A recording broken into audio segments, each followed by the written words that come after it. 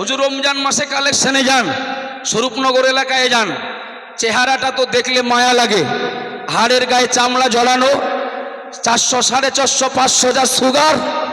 হুজুরকে সঙ্গে নিয়ে ঘুরছি, তখন আসি দত্তপাড়ায়। এ দত্তপাড়ার হাফেজ সাহেব আসে এখানে। এমন সময় স্বরূপনগর থানা থেকে একটা ফোন আসলো। হুজুরকে ফোন করলেন থানার ওসি, ফোন করে বললেন আপনি থানায় আসুন। এ ঘটনা আপনারা কেউ জানেন না, তবে যদি আমি একটু পরিষ্কার করি, মুফতি সাহেব হুজুরের প্রতি অন্তত আমাদের ভক্তি বাড়বে। আর যারা সিলসিলা বিরোধী, মাযহাব বিরোধী, তাদের কলিজায় আগুন লাগবে।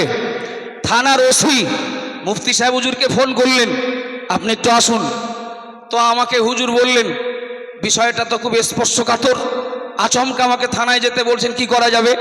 আল্লাহ সাক্ষী, আমি এতগুলো মিডিয়ার সামনে বলছি, এবং যে গ্রামের ঘটনা সে গ্রামের মানুষ হয়তো লাইভে থাকতে পারেন। হুজুর বললেন যে আমি যাব, বিরোধীদের সঙ্গে একটা বৈঠক হবে থানায়, তারা সংঘবদ্ধ, এবং মুফতি সাহেব হুজুরের পক্ষে হুজুর একা, আর সঙ্গে যদি আমি যাই, আমি আর মৌলানা আব্দুল মাতিন ছিল সে। এখন যখন বাতিল শক্তি কথায়, যুক্তিতে, দলিলে কোনোভাবে যখন পারে না, তখনই তো তারা শক্তি প্রয়োগ করে। কথা ঠিক না ভুল? আমি আশপাশে বেশ কিছু জায়গায় একটু যোগাযোগ করে বললাম মুফতি সাহেব হুজুরকে নিয়ে কিন্তু আমি থানায় ঢুকছি। আচ্ছা ঠিক আছে যান, আমরা বিষয়টা মাথায় রাখছি। থানায় ঢুকলাম। বিষয়টা কি?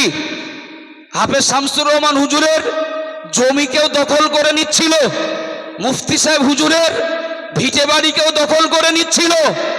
ওই নিয়ে মিটিং ছিল না, ওই স্বরূপনগর গ্রামের, স্বরূপনগর থানার কোন একটা গ্রামে গুজরাট থেকে পাশ করে আসা এক মুফতি পাশ করে এসেই ফিতনা ছড়াতে শুরু করলো, সিলসিলা বিরোধী মত প্রচার করতে লাগলো। সে গ্রামের সিলসিলার পক্ষের মানুষেরা তারা একাধিকবার আলোচনায় বসে সমাধান হয়নি, লজ্জার ব্যাপার।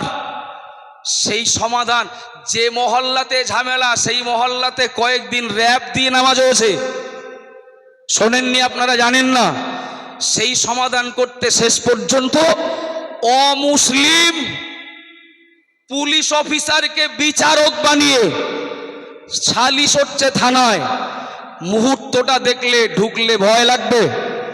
মুফতি সাহেব বসে আছেন যেন একজন অসহায় মানুষ, আর সে গুজরাটের পাশ করা মুফতি আসেন, তার হুজুরকে গুজরাট থেকে ইমার্জেন্সি টিকিট কেটে প্লেনে করে নিয়ে এসেছেন, আর সঙ্গে আরো একজন হুজুর ছিলেন, তারা এই বাংলারই। একদিকে 3 জন, আর একদিকে মুফতি সাহেব হুজুর একা।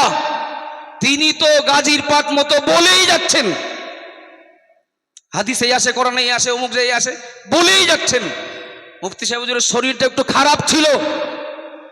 হুজুর কিছু সময় কথা শুনলেন। আমি আরো পিছনে মৌলানা আব্দুল মাতিনকে বলছিলাম, কি ব্যাপার আজকের যেন ঠিক মুহূর্তটা ভালো লাগছে না। মুফতি সাহেব হুজুর 1-1.5 মিনিটের মধ্যে তিনি এমন একটা হুঙ্কার দিয়ে উঠলেন থানার ওসির সামনে। ওই 3 জন হুজুরকে বললেন, সারা জীবন কি আমি ঘোড়ার ঘাস কেটেছি? কি পড়ছেন আপনি? আপনি কি পড়ছেন? আপনি যে কিতাব পড়ে সিলসিলা বিরোধী মত প্রচার করছেন, কিতাবটা পড়েছেন ভালো করে? কি লেখা আছে?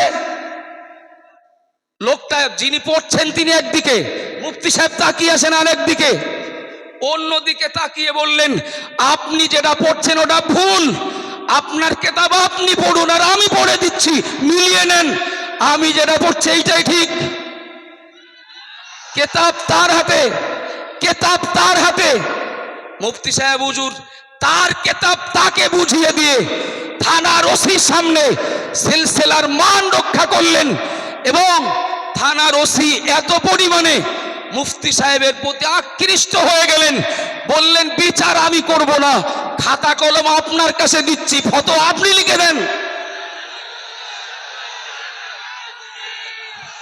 যত সব হিজড়ের দল সিলসিলার হয়ে, হানাফি মাযহাবের হয়ে, সিলসিলা বিরোধী, হানাফি মাযহাব বিরোধী, এদের বিরুদ্ধে কলম ধরা, কিতাব লেখা, বাহাস মুবাসা করার ক্ষমতা যাদের নেই, সেই সমস্ত হিজড়ে, সেই সমস্ত ফাঁকিবাজ কর্মচারীদের কাছে মুফতি সাহেব তো শত্রু অবশ্যই হবেন। তিনি কাজ বেশি করছেন তো।